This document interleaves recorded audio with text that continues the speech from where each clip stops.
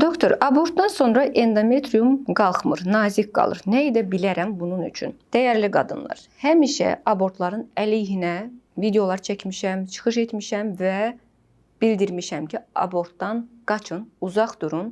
Bugün 21-ci əsrdə növbənöv kifayət qədər hər qadının sağlığına, fərdi vəziyyətinə uyğun olan kontraseptiv hamiləlikdən qorunma vasitələri var və hamiləlikdən qorunun, abort etdirməyin. Çünki hətta bir dəfə edilən abort belə sizin sonradan uşaq sahibi ola bilməmənizə gətirib çıxarar. Bu sizin ilk və son və yaxud da elə sonuncu hamiləliyiniz ola bilər. Məsələn, bu qadının elə yazdığı kimi endometrium qalxmır, nə edim? Qalxmır ona görə ki, abort prosesində böyük ehtimal ki, uşaqlıq daxilində bitişmələr yaranıb, endometrium zədələnib və artıq bərpa oluna bilmir. Bu problemlə biz tez-tez üzləşirik. Müalicəsi var, amma çox çətindir, çox vaxt aparır, bəzən hətta o dərəcədə kobud bitişmələr olur ki, mümkün də olmur.